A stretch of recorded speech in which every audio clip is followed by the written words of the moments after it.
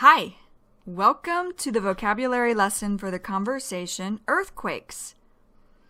In this conversation, Joe and I are talking about different earthquakes that we've both experienced. So let's start with the conversation. Joe starts off by saying, "Hey." Now, hey, this is just a filler word. It really has no meaning here except for Joe trying to get my attention. Joe goes on to say, "Check this out." Check this out. Check this out means listen to this. Check this out. An example of check this out would be, Scott said, "Check this out. I got 2 free tickets to the Rolling Stones concert."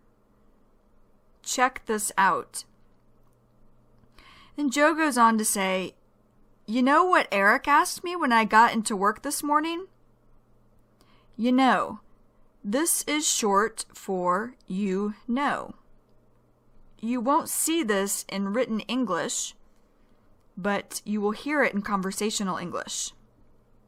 You know. And then I say, "I have no idea. What did he ask?" I have no idea, or have no idea. It means do not know. I do not know. For example, I have no idea how I'm going to make time each day to exercise. Have no idea. And then Joe says, "He asked me if I felt the earthquake last night." Earthquake. This is when the ground shakes from natural causes. And then I say, "Earthquake? You've got to be kidding. I didn't feel an earthquake." You've got to be kidding. Now, gotta is short for got to. You've got to be kidding. This is something else you'll hear in conversational English, but you won't see it in written English. You've got to be kidding. What this means is you cannot be serious. You've got to be kidding. For example, when I told my mother that I had won $2 million, she said, "You've got to be kidding."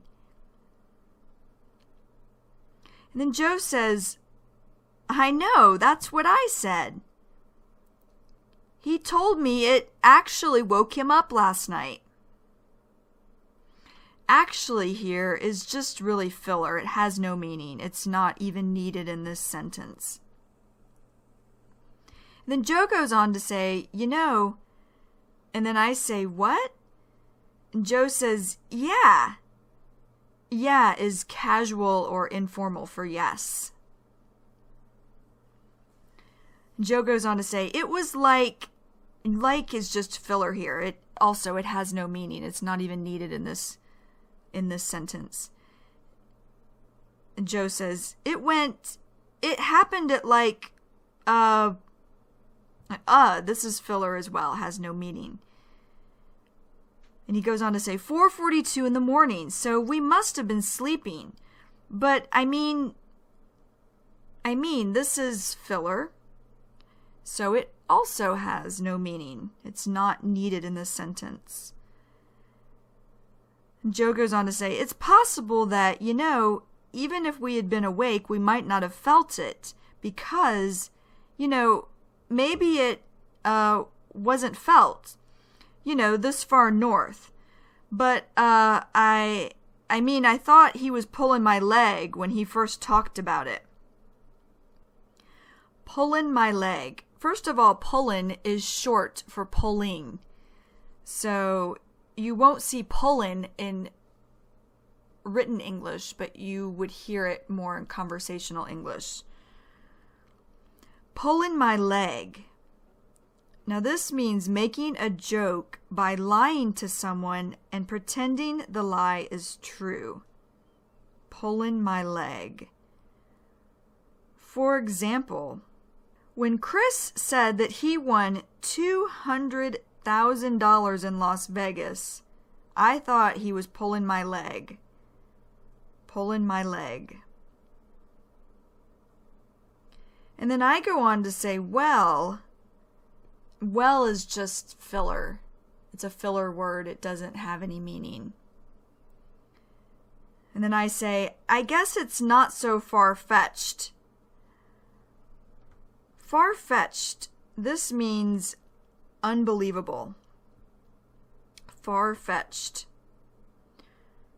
For example, when Chris said that he won $200,000 in Las Vegas, I thought it sounded far-fetched. Far-fetched.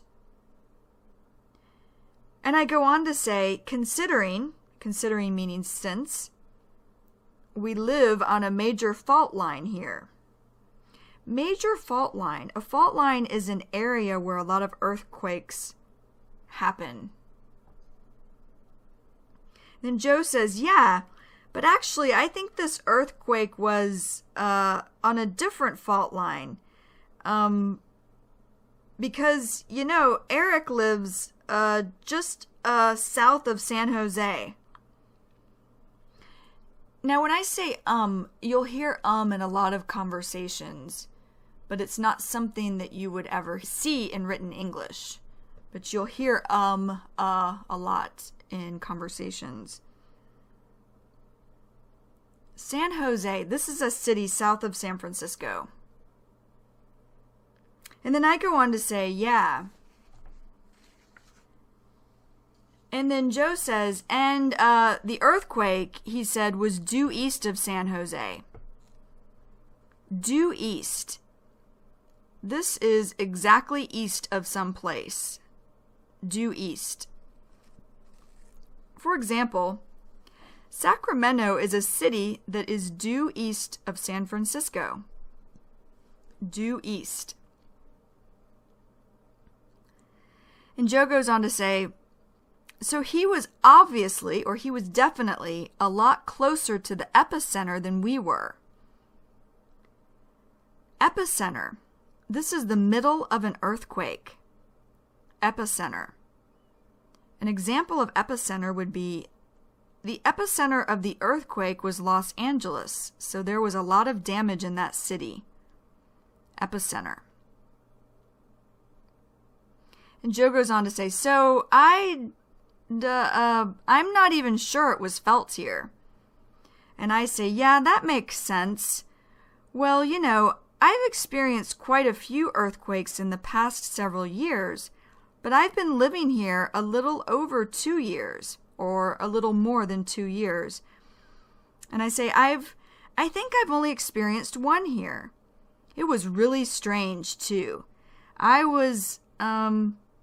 Each earthquake has been a completely different experience. But the one I felt here, I was standing outside a restaurant talking to AJ and another friend, and all of a sudden, it just felt like, this is right away with no warning. All of a sudden.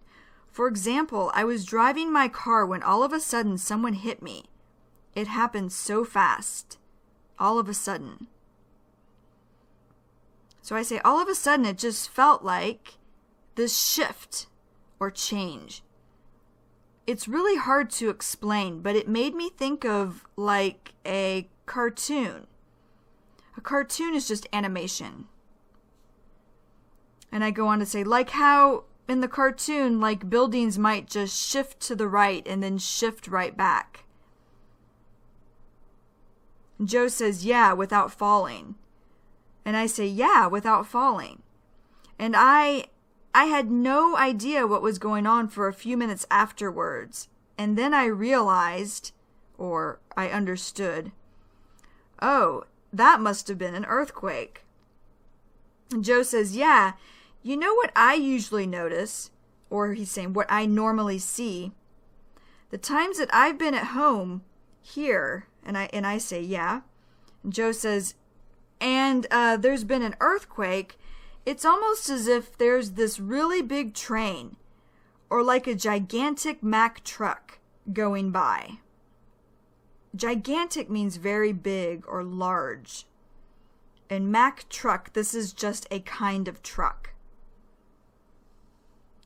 Joe goes on to say, and suddenly, or right away, I start to hear the heater shaking.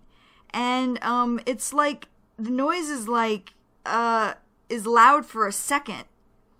A second is short time. 60 seconds makes 1 minute, so it's a very short time. And Joe says, and then it's gone, so... And then I say, that's so... And Joe says, it's really weird. Weird or strange. He goes on to say, you know, it's almost like the first couple of times I felt it. Couple of. This is short for couple of. So you won't see this in written English, but you'll hear it in conversational English. Couple of. Couple meaning two. So Joe's saying, the first couple of times I felt it, I wasn't even aware it was an earthquake while it was happening. So he's saying, I wasn't even aware, I didn't even know it was an earthquake while it was happening. And then I say, well, that's so funny. Now, when I say that's so funny, I'm not saying it's really funny. I'm saying this because something Joe said was the same experience that I had. And that experience being not knowing there was an earthquake while it was happening. He experienced that and I experienced it. So I'm saying, wow, that's so funny. Like, that's so funny. We both experienced this.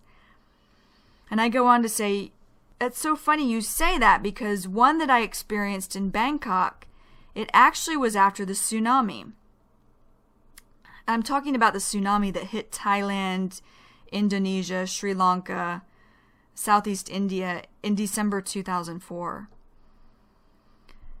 And I go on to say, and so later I found out that it was... And so here, this is a filler word, it has no meaning.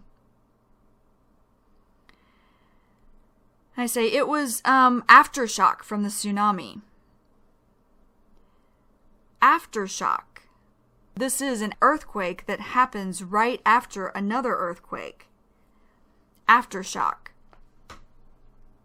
An example of aftershock would be when I felt the aftershock of the earthquake, I ran outside. Aftershock. And I go on to say, but anyway, I was in a building up on the 9th floor and suddenly there was all this rattling. Rattling is a kind of noise. And I go on to say, and I'm thinking to myself, it was so irrational. Irrational, I'm saying, it wasn't clear. And I go on to say, I'm thinking to myself, God is just showing emotion like, I don't believe I'm hearing this. And I say, there's like a train going by and I can't believe that this building is shaking so much from the train. And I laugh. And of course a train wouldn't have made a building, or at least me up on the 9th floor, feel something to that effect, or feel something that much. And I go on to say, and I think it happened about 2 times, and that one wasn't until several days later when I was talking to people and they were like, oh, did you feel the earthquake? Did you? This is something you'll hear in conversational English. It's short for did you. You won't see that in written English though. And I go on to say, then it dawned on me. Oh, that was an earthquake. It dawned on me. This means I remembered or I realized. It dawned on me. And then Joe says, yeah, I know. It's crazy. Or he's saying it's unbelievable how when you're not used to feeling them, you can think it's something else. And I say, yeah, totally. Totally here means definitely. For example, Sonia said that she totally felt the earthquake last night. Totally. And then Joe says, I mean, I've been living here for a while. Livin'. This is short for living. Again, you won't see livin' in written English, but you'll hear it in conversational English. So he says, I've been living here for a while now. A while means a long time. A while. An example of a while is, I have been an English teacher for a while. A while. And Joe goes on to say, and I've definitely felt my share of earthquakes. So he's saying, I definitely felt a lot of earthquakes. And Joe says, I mean, when you live here, it's a given. It's a given. This means there is no doubt. It's a given. For example, when you walk or live in downtown New York, it's a given that you will hear a lot of noise. It's a given. So he goes on to say, it's a given that you're gonna experience earthquakes. Gonna, this is short for going to. You'll hear gonna in conversations, but you won't see it in written English. And then Joe goes on to say, you just hope that you're not going to be here for the big one, The big one, what he's talking about is, you hope that you're not going to be here or around for a really big earthquake that might hurt or kill a lot of people. And then I laugh and say, yeah, right. So I'm saying, yeah, I know, or I'm just agreeing with Joe. And Joe says, when I first moved here, it was about 5 years after the Loma Prieta earthquake. Loma Prieta, this is the name of a mountain where this earthquake he's talking about that happened 5 years before he moved to San Francisco, the Loma Prieta mountain was at the epicenter, or the middle of the earthquake. So he says, yeah, about 5 years after the Loma Prieta earthquake, which is a very big earthquake here, and there are a lot of people who lived here who I met who had actually been living in the area when the earthquake hit, or when the earthquake happened. So it was interesting to get their perspective. Perspective. What Joe is saying here is what someone thinks about something. Perspective. An example of perspective is, I like to speak with my mother when I have a problem. She always has a different perspective than me. Perspective. And then I say, oh. And oh here is really just filler. It has no meaning. I didn't even have to say that, but I just say it. Oh. And then Joe says, and it also made me remember where I was when I heard about the Loma Prieta earthquake. I was watching the World Series on TV. World Series, this is the championship games in American baseball. World Series. For example, Joe really likes baseball. One year he went to the World Series even though the tickets were expensive. World Series. And Joe goes on to say, and, it was taking place in San Francisco. Taking place, this means happening. Happening in San Francisco. Taking place. For example, I remember the Winter Olympics taking place in Japan when I was younger. Taking place. And then Joe says, so as I'm watching it, suddenly the announcer starts saying, wow. Announcer, this is a person who talks throughout a sports game about what's happening. Wow. This is just showing emotions such as, I don't believe it. Joe goes on to say, I think we're feeling an earthquake here. And the cameras started shaking, the TV cameras. And Joe goes on to say, and all of a sudden the TV coverage of the game cut out. Now, cut out. Here, cut out means no longer was able to be seen. The TV coverage of the game cut out. It was no longer able to be seen. For example, the television station cut out during the big rainstorm. Cut out. And then Joe says, so, I wanted to get a rundown on what happened. Rundown. This is information. He wanted to get information on what happened. Rundown. An example of rundown would be, I called my mother to get a rundown on how my father was doing. Rundown. And Joe goes on to say, so I turned to the news station, or I changed to the news station. And within a few minutes, few meaning 3 or more, they were discussing or talking. They were discussing this gigantic earthquake that had hit San Francisco. And they started showing pictures, maybe 30 minutes later, of these people who were trying to weed through the rubble of these buildings that had been, like, coming down. Weed through. This means to look or dig through.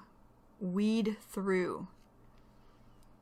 An example of weed through is, I had to weed through a lot of papers when I did my yearly income taxes for the government.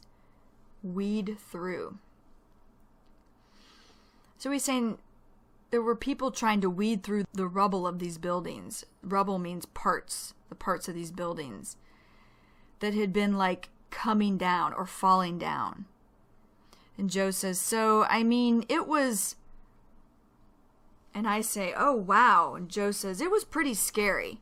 Pretty means very here. And Joe says, I'll tell you what. I'll tell you what. That means that is for sure.